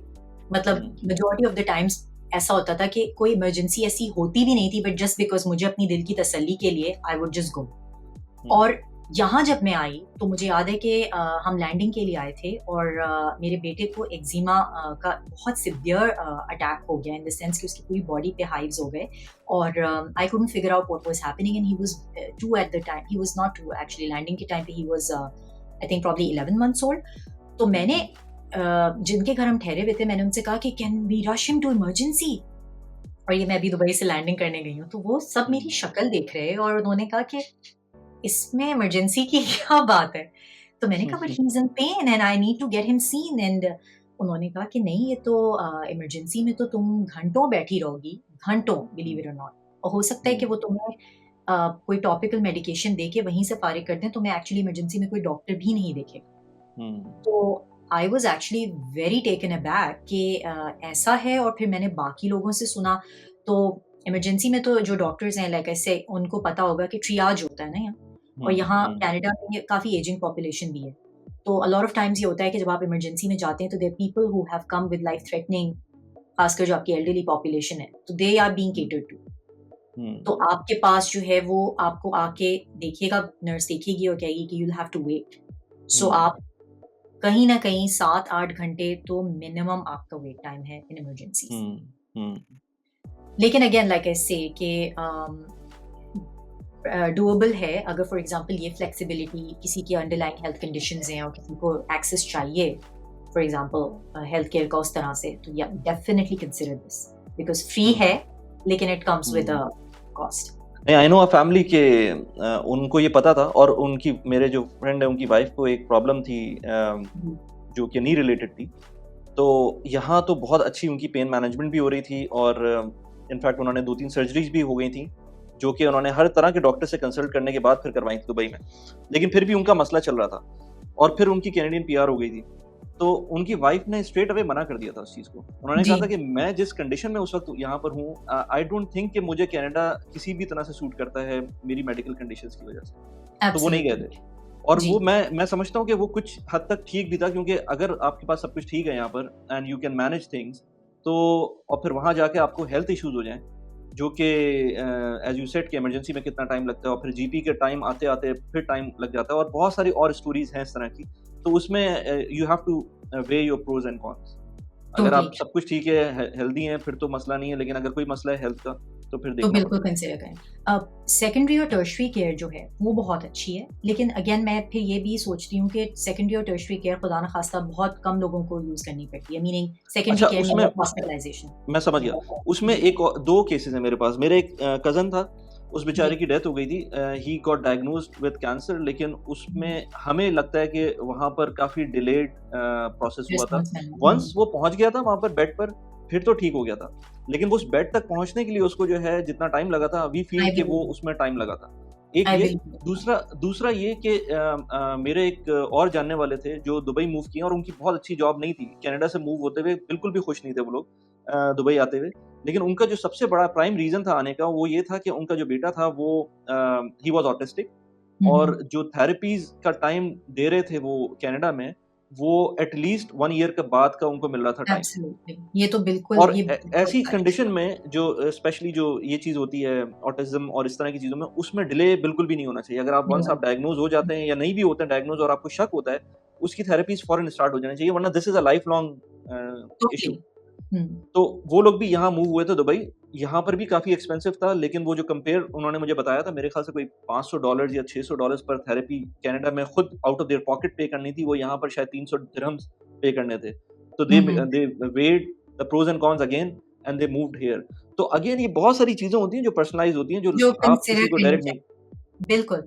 और ये जैसे जो आप हेल्थ केयर की बात कर रहे हैं काफ़ी बर्डन्ड है। मैंने अपनी वीडियो में यही शेयर किया है कि जो हेल्थ केयर सिस्टम ख़ासकर ओंटारियो का जो है वो एक्सट्रीमली बर्डन्ड है, बिकॉज़ हो ये रहा है कि ये इतने इमिग्रेंट्स ले रहे हैं और इंफ्रास्ट्रक्चरल जो डेवलपमेंट है ना, इट्स नॉट कीपिंग अप। हुँ, तो हुँ, अब थर्ड वर्ल्ड कंट्री वाला हाल तो नहीं है, लेकिन मैं हुँ, फिर भी समझती हूँ कि जिस हिसाब से ये it's a first world country देखा जाए तो इनकी हेल्थ केयर को टॉप नॉच होना चाहिए hmm, compared to the immigrants they are taking. लेकिन हुँ, वो जिस हिसाब से लोग ले रहे हैं उस हिसाब से they not keeping up the system. Hmm. इसकी एक और एग्ज़ाम्पल मैं देता हूँ आपको। अनफॉर्च्युनेटली मेरे my father passed away this year. तो हम लोग पाकिस्तान में आगा खान में थे। तो वी वर फ्रस्ट्रेटेड कि ऑलमोस्ट उनको 10 दिन हो गए थे, लेकिन प्रोग्रेस भी नज़र नहीं आ रही थी, और जिस सीसीयू वार्ड के अंदर थे वो काफ़ी ज़्यादा एक्सपेंसिव भी था। खैर एक्सपेंसिव का इतना मसला नहीं था, लेकिन हमें प्रोग्रेस नज़र नहीं आ रही थी। तो फिर मैंने डॉक्टर से ज़रा स्टर्नली बात किया, तो उन्होंने मुझे 3 एग्ज़ाम्पल्स दिए। उन्होंने बोला, देखें ये जो आगा खान हम लोग चला रहे हैं, ये फ्रैंकली स्पीकिंग ये अमेरिकन मॉडल के ऊपर है। अगर आप इस चीज़ को कैनेडियन या ब्रिटिश सिस्टम के ऊपर लेके चले जाते, तो आप मुझसे इस तरह बात कर ही नहीं रहे होते। आपसे मैं बात ही नहीं करता इस तरह से, आप क्योंकि पैसे दे रहे हैं and I have to listen to you. लेकिन फ्रैंकली स्पीकिंग आपके फादर की कंडीशन नहीं है सही, और आप चाहते हैं, जो चाहते हैं आप हमें बता दें, क्योंकि जो अमेरिकन सिस्टम है उसमें जो पेशेंट का जो केयरटेकर है, वो जो भी कहेगा हम उसके हिसाब से चलेंगे। लेकिन एब्सोल्युटली। अगर आप मुझसे पूछेंगे अगर प्रैक्टिशनर होता मैं यूके में या कनाडा में, तो मैं आपसे बात भी नहीं करता, और जो मुझे समझ में सही आता मैं वो कर रहा होता। जी, तो ये ये तो चीज़ है। बड़ा फ़र्क है। अब वहाँ पर आप पैसे दे रहे हैं, या इंश्योरेंस पे पैसे दे रही है, जो भी पैसे दे रही है उस चीज़ के, वो फिर डॉक्टर उसी हिसाब से चलते हैं और आपको वाक़ई फिर वो आपकी टेक केयर करते हैं। लेकिन फिर अगर आप नेशनल लेवल पे चले जाते हैं, आप गवर्नमेंट की सपोर्ट ले रहे होते हैं, फिर उसमें फिर गवर्नमेंट ही डिसाइड करती है कि आपके साथ क्या करना डेफिनेटली। तो ये वाक़ई बहुत बड़ा पॉइंट है फॉर पीपल हू है। Right. Want to move to consider. Health care का तो ठीक है, मुझे समझ में आ रहा है कि ये मसला है और बाकी चीज़ें भी जो हमने अभी तक डिस्कस की हैं, उसके अंदर प्रोज़ एंड कॉन्स हमने ट्राई किया है कि बता दें लोगों को जो समझ में आ जाए, स्पेशली जो नए एस्पायरेंट हैं।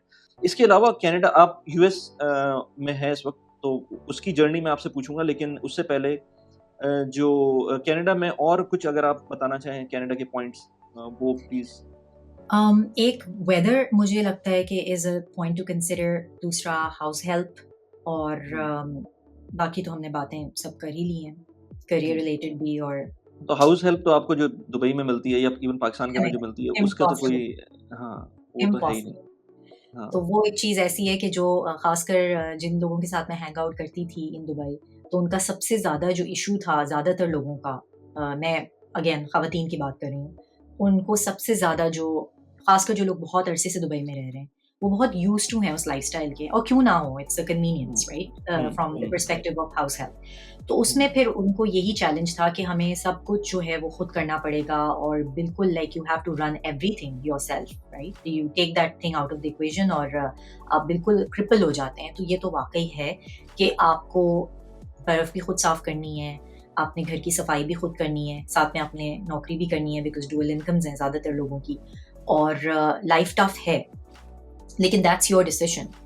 If you can assimilate and integrate, और ह्यूमन नेचर भी कुछ ऐसी है कि आप यूज्ड टू हो जाते हैं eventually, um, but then um, this is something to consider आने से हुँ। पहले कि हाउस मैं हेल्प। मैं आपको हाउस हेल्प पे तो बड़ा एक इंटरेस्टिंग सिनेरियो बताता हूँ। यहाँ पर मेरे एक दोस्त हैं, वो he is doing a very well to do business, वो कर रहे हैं, बहुत अच्छा बिज़नेस कर रहे हैं इस वक़्त पाकिस्तान के अंदर, लेकिन फैमिली के साथ वो यहीं रहते हैं। मतलब हफ़्ते हर महीने 1 हफ़्ते के लिए पाकिस्तान जाते हैं और उसके बाद वो वापस यहाँ आ जाते हैं, 3 हफ़्ते यहाँ रहते हैं और बाकी चीज़ें वो रिमोटली कर रहे हैं, अदरवाइज़ फिर वो 1 महीने के लिए 1 हफ़्ते के लिए चले जाते हैं। वो उनके पास एक नौकरों की फ़ौज है यहाँ पर। जिस अपार्टमेंट में वो रहते हैं, उससे 2 जी, बिल्डिंग्स छोड़ के उन्होंने अपने 3 जो हाउस हेल्प्स हैं, उनको रखा हुआ है। उनको दिया गया। तो if you have money here, you can do anything. ये चीज़ आप कनाडा में एब्सोल्युटली, सोच नहीं सकते unless right, and until you are filthy rich. Absolutely. और हमारे साथ जो लोग काम कर रहे थे बहरोज़ के साथ, मतलब उसी लेवल पे, I remember at the time probably senior manager level ही होगा उस टाइम पे, एंड आई रिमेंबर कि Wali would be shocked that there were people who had two maids separate, like for two kids, जो एक बच्चे की एक नैनी है और दूसरे बच्चे की दूसरी नैनी है, और घर की जो हेल्प है वो अलग है, वो अलग है। जो घर के हाँ, काम करती है। तो ये डेफिनेटली कन्वीनियंस जो है वो अगर किसी को ये it's a priority for them, तो please do not move to Canada. I wouldn't recommend at all because यहाँ you will struggle definitely. Right. और और फिर वेदर मौसम आपने कह ही दिया, वेदर का तो मसला है ही। वेदर का तो डेफिनेटली इशू है, और वो उसमें ये है कि वेदर एक्लिमेटाइज आप हो जाते हैं, लेकिन बहुत से लोगों के लिए आई थिंक ये भी इशू होता है कि अंडरलाइंग अगर कोई हेल्थ कंडीशंस हैं, जैसे for example a lot of people are suited, उनकी स्किन है, जैसे फॉर एग्जांपल एक लोगों को स्किन प्रॉब्लम्स होती हैं, वो दुबई का क्लाइमेट उनको ज़्यादा सूट करता है बिकॉज यू नो गर्म है, टेम्परेट है। तो उस तरह के लोग जो हैं जिनके कोई भी इशू हेल्थ रिलेटेड है, वो डेफिनेटली, जैसे ठंड में एज़मा हो जाता है या इस तरह की कुछ चीज़ें अगर आपकी हैं, तो definitely do consider before moving, क्योंकि यहाँ तो 6 महीने जो है वो ठंड होती है, और hmm, not necessarily inside the house, obviously your hmm, you know cosy and warm, लेकिन hmm, outdoors yes. Right, okay. चलें, अब आपकी जो एग्ज़िट था, आप लोग कब मूव हुए थे यूएस? हम लास्ट ईयर मूव हुए हैं जून में। अच्छा, इट्स नॉट दैट या लॉन्ग अगो, ओके। नो, और कौन से स्टेट में अभी? हम लोग मैसाचुसेट्स में हैं, हुँ, हुँ। और this is basically called new England का एरिया, जो कि बिल्कुल बॉर्डर करता है कनाडा से। अच्छा, ठीक है, फिर भी जी, ज़्यादा दूर नहीं गए आप। नहीं। तो what was the motivation behind moving to US? लोग तो कनाडा जा रहे होते हैं। मुझे पता है, जी। बहुत सारे लोग भी कहते हैं कि भाई हम यूएस चले जाएँगे पासपोर्ट मिलने के बाद, तो क्या मोटिवेशन होती है ऐसी? तो एक तो सबसे बड़ी बात ये है कि जब आप कनाडा मूव करते हैं तो you accessing the north American economy anyways, मतलब आप नॉर्थ अमेरिका ही कंसिडर किया जाता है कनाडा। तो कनाडा अगर आप मूव कर गए हैं after you get your citizenship, तो आपके पास फ्लेक्सिबिलिटी होती है कि you can actually move, and this is not just the desi population, a lot of people, even Canadians जो उनके वहाँ रह रहे हैं बहुत सालों से, white people, they also do a lot of back and forth, यानी कि बहुत से लोग जो हैं वो opportunities ढूंढते हैं within US, because US again बहुत बड़ा है, economy बड़ी है, ज़्यादातर companies के head offices जो हैं वो US में हैं, और नॉर्थ अमेरिका में ऑब्वियसली अगर किसी कंपनी का हेड ऑफिस है तो वो यूएस में होगा वर्सेस कनाडा, तो ये भी एक चीज़ है कि उसकी सब्सिडरी होगी कनाडा में, लेकिन मेन ऑफिस जो होगा वो यूएस में होगा। तो ये हमारे साथ भी केस हुआ था कि हमारा जो ऑफिस था लेगो का, वो कनाडा में सब्सिडरी थी और मेन ऑफिस जो था वो हेडक्वार्टर उसका यूएस में था। तो एक अपॉर्चुनिटी आई थी जिसपे कि Behroz was very keen on applying, and I was also working in the same company. तो एट द टाइम तो हम दोनों ने फिर वी डिसाइडेड कि it's a good opportunity, citizenship हो गई थी, and why not like move. अब यूएस का जो एक चार्म है वो ये है कि आपको ज़्यादा अपॉर्चुनिटीज़ मिल जाती हैं because it's a bigger economy. दूसरी चीज़ ये कि यहाँ पर जो हाउसिंग मार्केट है it's very cheap compare to Canada, not cheap compared to rest of the world, but compared to Canada it's quite cheap. और you can say compared to Toronto cheap है बहुत ज़्यादा, क्योंकि वहाँ पर भी तो अगर आप सबर्ब्स में चले जाएंगे तो वहाँ सस्ता होगा, लेकिन तो बहुत ज़्यादा मतलब आप समझें कि इवन GTA, लाइक टोरंटो की तो खैर मैं बात ही नहीं करूँगी, मैं GTA की जो बात कर रही हूँ, जो बाकी आपके सबर्ब्स हैं जहाँ लोग रहते हैं, which is the Greater Toronto Area in Ontario, affordability है ही नहीं अब तो, like it's becoming so expensive to afford a piece of land. तो यहाँ पर यूएस में इट्स इजीली अफोर्डेबल, आप एक अच्छा रीजनेबल साइज डिटैच्ड घर आराम से अफोर्ड कर सकते हैं। और दूसरी एक और चीज़ ये भी है कि रेंटल्स भी बहुत कम है कंपेयर टू कनाडा, जो रेंटल्स भी अब वहाँ मार्केट जो है वो काफ़ी बढ़ गई है, और टैक्स कम है। जो कनाडा का टैक्स रेट है उससे जो यूएस का टैक्स रेट है इट्स रिलेटिवली लेस। तो टैक्स कम है तो उससे फिर ये होता है कि आपके पास डिस्पोजेबल इनकम जो है वो ज़्यादा होती है वर्सेस के अगर आप जैसे फॉर एग्जांपल कनाडा में हो। और कनाडा के जनरल सैलरीज भी ज़्यादा हैं, सैलरी ज़्यादा है। Cost of living I wouldn't say कि जो कॉस्ट ऑफ लिविंग में, क्योंकि आपके प्राइस भी आ जाते हैं ना, कंज्यूमर प्राइस इंडेक्स, जैसे कि आपकी जो परचेजिंग पावर एग्जैक्टली, तो उसमें मैं समझती हूँ कि वो चीज़ यहाँ पे हमने कंपेयर करके देखा तो प्रीटी मच एक जैसी है। यानी कि अगर फॉर एग्जांपल आप किसी कोई एक एग्जांपल छोटी सी देती हूँ, आप कोई किताब या कोई भी चीज़ खरीदते हैं तो उसके पीछे आप देखते हैं कैनेडियन डॉलर्स में, यूएस डॉलर्स में, दोनों में प्राइस होती है। वो जब आप इंडेक्स कन्वर्ट करते हैं वो इक्वली होती है, वो सिर्फ एक्सचेंज रेट का डिफरेंस है, तो it's pretty much the same. तो वो मैं उसमें नहीं कह सकती कि प्राइस कोई कम होगी यहाँ पे चीज़ों की। हाँ ज़ाहिर सेल्स लगती हैं ज़्यादा, आप कह सकते हैं क्योंकि डिस्पोजेबल इनकम ज़्यादा है तो परचेजिंग पावर ज़्यादा है, ज़्यादा जो है वो कंज्यूमरिज्म है, लाइक लोग जो हैं वो बहुत प्रीटी मच लाइक दुबई। मैंने देखा कि कनाडा में $1 भी कोई सेव कर लेता है ना तो वो उस पर बहुत ब्रैग करता है, इरिस्पेक्टिव कि उसका क्या प्रोफेशन है। He could be a VP of a company and he would brag about $1 that he saved on या deal he got. लेकिन यहाँ पर जो है वो आप देखेंगे कि पेचेक टू पेचेक भी हैं लोग, लेकिन BMW चला रहे हैं और लाइक तो थोड़ा सा फ्लैशी है यूएस कंपेयर टू कनाडा।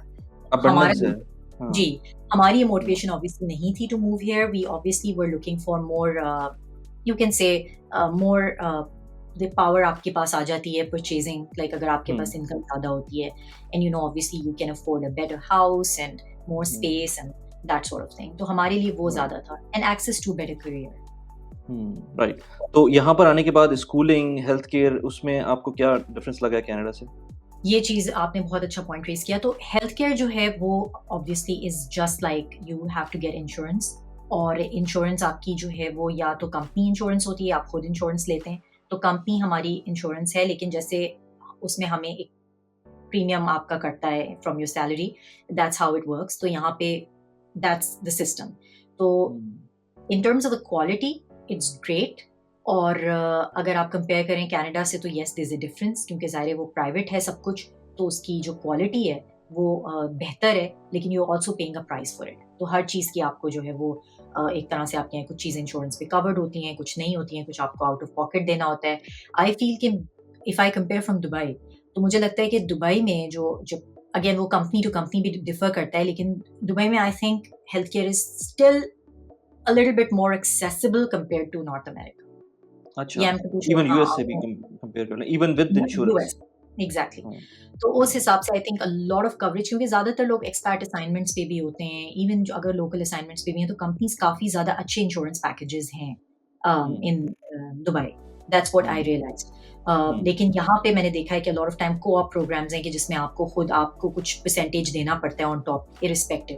तो आपका हम्म। इंश्योरेंस कंपनी कुछ कवर करती है but you still have to pay the rest. यहाँ पर भी होता है इंश्योरेंस में, दुबई में भी कुछ इंश्योरेंस कंपनीज 15%, कुछ 10%, कुछ 20% पे चल हुँ, रही होती हैं, कुछ बहुत हार्डली मैंने देखी है कि अब 100% पे जाती हैं। प्लस ये अच्छा, कि अब मैंने देखा है कि नई चीज़ ये भी देखी है, पहले भी मेडिसिन के ऊपर वो चार्ज करते थे, अब टेस्ट के ऊपर भी चार्ज आने लगा है, तो अच्छा वो हो को गया। इंश्योरेंस आती है, डेंटल 100% कवर नहीं होता। ये सारी हाँ, चीज़ें होती यहाँ हैं, लेकिन अगेन ये बहुत सारी चीज़ें आपकी कंपनी पे भी डिपेंड करती हैं कि कैसी कि इंश्योरेंस आप किस पॉलिसी ली हुई कंपनी के है। साथ हैं, बिल्कुल। And it is very expensive. I'll just let you an again वही बात है, प्रोज़ एंड कॉन्स होते हैं। दुबई में अगर if you are old aged और आपको इंश्योरेंस करवानी है अपनी, तो it can start from 30,000 dirhams annual, उसकी तो जो कॉस्ट आएगी, प्रीमियम आएगा। एग्ज़ैक्टली तो वही बिल्कुल यहाँ पर भी यही है यूएस में, नॉट इन कनाडा। कनाडा में अगर आप एल्डरली हैं तो आपको बड़ा बेनिफिट है। लेकिन हुँ, अगर जैसे फॉर एग्ज़ाम्पल आप यूएस में हैं तो yes it is health care is expensive. So that is I think a cone.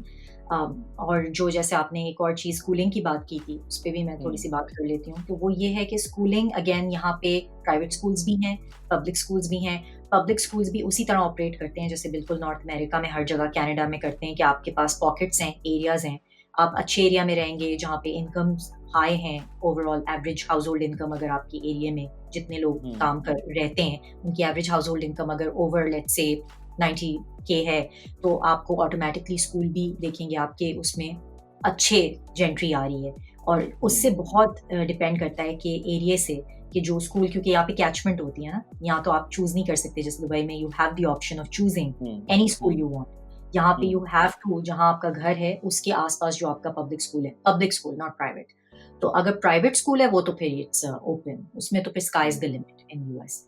There hmm, उसमें कोई $30,000 भी हैं जो पर एनम उससे भी अक्सर ज़्यादा होते हैं फॉर बेस मतलब बच्चों के स्कूल की मैं बात कर रही हूँ। तो हुँ, um, there's राइट, options. तो एजुकेशन से we are right, very satisfied और that is one of the other reasons also for moving here कि वो आपको एक access मिल जाता है to eventually for kids to be able to access higher education और हुँ, ये भी एक motivating factor था। Okay, good.